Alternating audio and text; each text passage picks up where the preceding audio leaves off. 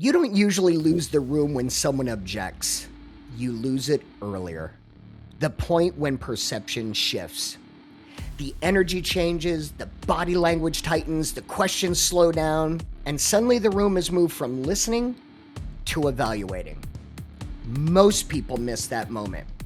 Today, we're going to break down how to recognize it, what signals to watch for, and how to adjust before the outcome is decided. Let's get into it. Welcome to Own the Room, for people operating where the stakes are real. Pitches, negotiations, leadership conversations that don't come with a second chance. Here, you'll learn to control perception, read the room, and thrive in high-stakes communication. Now here's Jake Stahl, who's going to help you turn communication into your unfair advantage. Today, I want to talk about micro moments in a meeting. Here's what I mean. Many professionals don't notice this, but you're not losing a room when people say no. You're losing the room in a tiny moment, a micro moment, where perception actually flips. I call this the moment of evaluation. At the beginning of the meeting, people are open. They're leaning forward. They're asking questions. They're engaging. But then something subtle happens. They shift from participating to assessing. And the scary part is, as professionals, we rarely notice this. And you probably miss it. But the reason you miss it is simple. Nothing dramatic usually happens. Nobody interrupts you. Nobody challenges you. Nobody disagrees. They just change posture. They stop nodding. They go quiet. That is the micro moment. It's the instant the room moves from, hey, I'm with you, to I'm judging whether this is going to work. And if you miss that moment, you're going to respond the wrong way. And here's what you're going to do. You're going to explain more. You're going to fill space. You're going to try to convince. And you know it's true. Think about the last time you talked price and somebody didn't respond.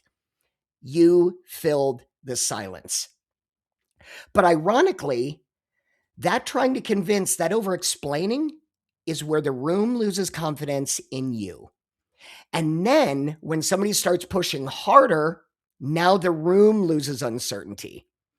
Remember, authority doesn't collapse loudly. It just leaks. So let's talk about this. The reality is there's subtle body language clues that can show you the fact that there's resistance. Because resistance almost never starts with an objection. It starts with body language. Now listen, let's be clear. I'm not talking about cartoon body language like crossed arms and scowling faces or people turning away from you. Most signals are really subtle. So here's a few you want to watch for. Someone who is leaning forward suddenly leans back. That's evaluation. Somebody who was nodding stops nodding. That's hesitation. You may also see micro behaviors like a hand touching the chin, a slight head tilt. Think about when a dog hears a weird sound, they get that head tilt going. Or eyes dropping to notes instead of staying engaged. People may even blink slower, have long exhales. These are called processing cues.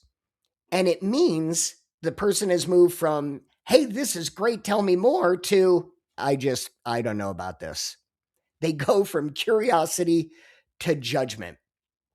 And honestly, as an inexperienced communicator, you're gonna panic because you know something shifted, but you have no idea what to do. So you try to fix it with information. You talk more, you add slides, you add details. But here's the problem. When someone's evaluating you, more information rarely solves the problem. Think of the last time you went to a diner and you're super hungry and you think, boy, I could use a burger or a BLT or a slice of pizza. And the diner menu comes out and it's 42 pages. And each page has 90 items on it. You're like, now I don't know what I want to eat. I don't know what I want to have at this point. All I wanted was a burger or fries or something, and now I've got a billion choices. You presenting more information does the same thing in a room full of people. You create uncertainty when what people are evaluating is your certainty. What they want to do is they want to see if you're going to remain calm, controlled, and are you aware of what's happening, or are you reacting to what's happening? That's what determines whether authority stays intact. I want you to think about conversations like phases. Phase one is engagement. People ask questions, they're curious, they open, they're exploring, but at some point, the conversation crosses into evaluation. That's when people start asking themselves questions like, does this even make sense? Is this worth it? Do I even trust you? Is this a risky proposition? And the scary part, this happens quietly, below the surface. It's not loud, it leaks. And once it happens, the rules of the conversation change. When people are in engagement mode, information helps. But when they're in evaluation mode, certainty matters more than information. And this is why smart people like you accidentally lose authority. You believe the solution is to explain more clearly, but clarity is not the same thing as conviction. If the room senses you're trying to prove something, it lowers your authority. And the person with the most leverage in the room is the one who appears calm and certain, not the one who talks the most. So, what do we do? This sucks, right? If these changes are happening and you're not seeing and you're not sure what to do, this sets in with panic. Oh my God, they're quiet. Oh my God, I'm losing them. I have to talk faster and louder and stronger and present them with more stuff. The worst thing you can do is panic. And honestly, panic doesn't always look like panic. Sometimes panic is you talking faster. It's you over explaining. It's you answering questions before they're finished, or worse, answering questions they didn't even ask. The panic is the attempt to fill every second of silence. But here's the secret. The move is to slow everything down. Lower your pace. Shorten your sentences. Let the room breathe. Did you feel how I altered the entire feel of this podcast just by using silence and slowing down? It's noticeable. You're going to need to acknowledge the whole moment that's happening with them without sounding defensive. And you know what? You can do this without having to be dopic about it. One thing I like to do is I like to say, let me just pause here for a second.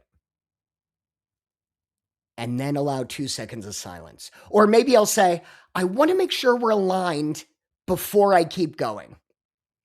And then I'll make eye contact with everybody in the room. And that's how I occupy my brain during the silence.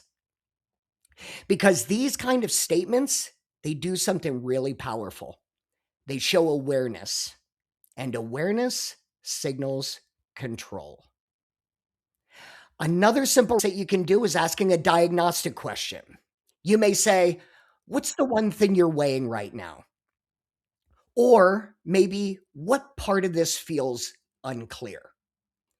The beautiful part about these questions is they reopen engagement without lowering your authority. Because those questions aren't chasing approval, they're guiding the conversation. And that's the real skill in high stakes communication. Not talking more, but sensing when the room has shifted and recalibrating before the outcome is decided. So here's the uncomfortable fact. Most deals aren't lost because the idea was wrong. They're lost because the room shifted and the person leading the conversation didn't notice. So from here on out, keep your eyes open. Learn to detect that micro moment so you stop reacting emotionally. and instead adjust intentionally. That's when you begin to control the room. That's when you regain authority. And that is when you're going to become the presenter, the speaker, the person you always wanted to be. And that's the person who owns the room. Thanks for checking out Own the Room with Jake Stahl. If you've gotten value from this episode, share it with the solopreneur in your life who wants to know how to communicate to be seen, heard, and respected. Review and rate the show wherever you check out podcasts. And grab your copy of Own the Room, How to Communicate to be Seen, Heard, and Respected. We'll catch you next week on Own the Room.